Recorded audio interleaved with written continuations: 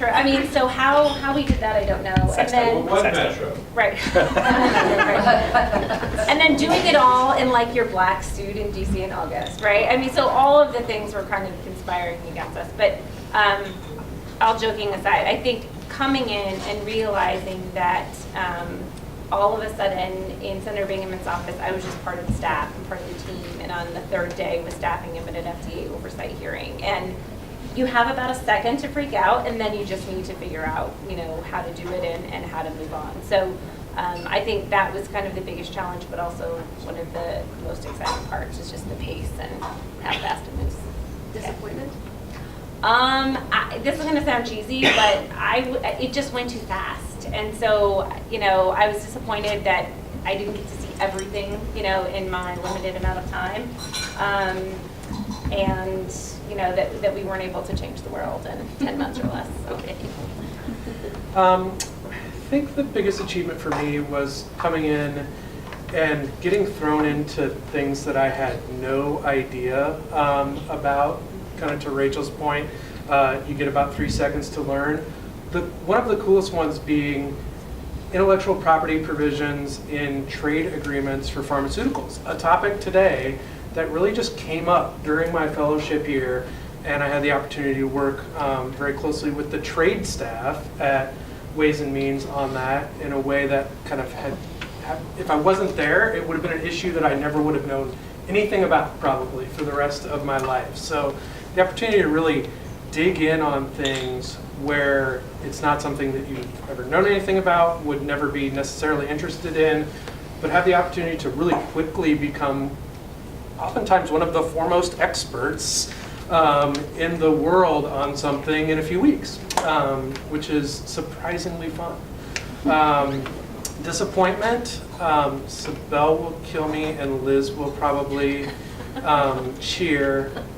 I would say with hindsight, probably being on the wrong side of Part D and MMA. That was kind of that was the first couple weeks I was in the fellowship, and wow, we were throwing some great bombs, and I think in hindsight, we were on the wrong side of that. So Sibel's, I've been disowned. We were not on the wrong side of creating a benefit, we just got a complaint. Correct, sorry. Okay. We want to hear more.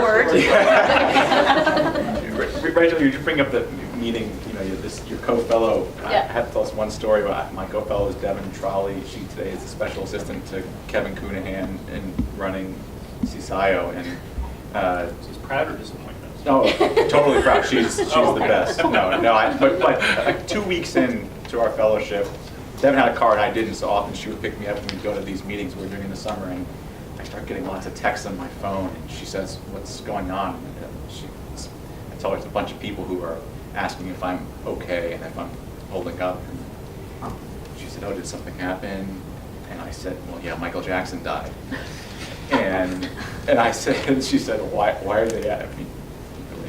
She's like, why is this such a big deal? And I just said, I'm a really big Michael Jackson fan. So you learn a lot about these quirky people who you get assigned with, who you'll see you can't tell already, we all get along pretty well and enjoy each other's company. It's a very special group of people. It's a great fellowship in that sense. My biggest personal achievement, I started the fellowship in the fall of 2009, when many people had said throughout that spring and summer that by September or October the bill would be wrapped up and everyone would be moving on to the next thing, that it wasn't even maybe worth going to the Hill for my fellowship because there wouldn't be anything to do. The whole game would have moved to the administration. The only person who I talked to, at least, who convinced me otherwise is my old boss sitting in the back of the room, who said, we'll find something for you to do. We don't know what it will be, but you shouldn't go to the administration. You should come to the Hill.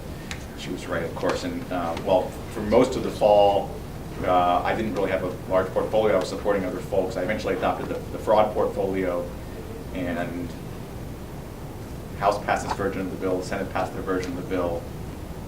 Scott Brown won Ted Kennedy's seat, and we had to put our pencils down and sort of push pause, and then a strategy was developed to pass a reconciliation bill that would allow the House to save face a little bit and give it some cover to pass the Senate's version of the bill. So reconciliation bill, one of the strategies as part of that was to get a bunch of Republican-supported ideas and try to include them as part of the reconciliation package. And most of these came from the fraud area, and this is where I was my portfolio.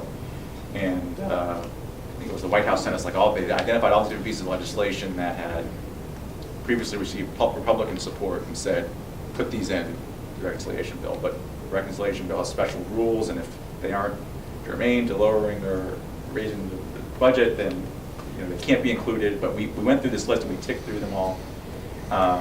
And I think maybe one of them got in. So I'm not even claiming a major legislative piece of achievement here, but it was the one time where I was the point person for the Ways and Means Committee figuring out something that had been directed by people who were overseeing this process. You have to go get this done. I remember one of the pieces of legislation was about what type of debts you could discharge if you declared bankruptcy. And we weren't going to let people who had defrauded the Medicare program discharge that debt. And I remember there were some technical aspects about bankruptcy, and it was 11 o'clock at night. I was in the house, and I called my dad, who's a lawyer, and I said, Dad, I need some legal interpretations here. And I got to this point where he said, well, it really all depends on what is congressional intent. And I said, Dad, you're talking to congressional intent right now. This is what it looks like, Dad. That was that brief moment where the coach sort of said, John, you're in the game for this big bill, which you've only been here for 6 months, but it's sort of the magic of going to the Hills. You don't have to be there for that long. You can get thrown in, and you're the person who's going to give the advice to the member of Congress about what to do, and it can make all the difference. So even when you think nothing's going to happen. Even when you think, that's wow. right. It may not even go through. The disappointment was that night that we were told to put our pencils down after Scott Brown had won. That was a 3 martini night. I don't remember much of it. Yeah. So I will actually, for one of your personal accomplishments, I think should be, because John is a genius songwriter, and it has this uncanny talent of taking popular songs and putting lyrics to them, often related to health. And I know you did this on the Hill, but when we worked together at HHS, he was asked when he was leaving and throughout the whole year after health reform passed to sing these songs, which were hilarious and insightful and very touching. And so he was asked by the secretary, by very senior folks at the White House to sing these songs, just with me, and then he would sing like acapella. And so I just wanted to highlight that because That's a disappointment. it was not at all. It was a highlight for me as a fellow to see that. For my own not as glamorous personal accomplishment, I would say, I came in as a fellow. Obviously, the law was wrought with political frenzy. People either loved it or hated it, or most people didn't even know what was in it. And so I was coming in where, the Office of Health Reform was fire drill all the time, every day. We were constantly in defense mode. We were trying to figure out what agency had what provision of the law in these hundreds of pages, and trying to figure out ourselves kind of what this law meant, how we were going to get the marketplaces up and running. And so I was kind of just thrown in as everybody else was. But I think, one of the big things that we were trying to do in the beginning was educate people about the law and what it meant and what it was going to do for people eventually and what it was doing already. And so, my colleagues were always out speaking and talking to people on both sides of the aisle in far off places, very conservative, very Democratic.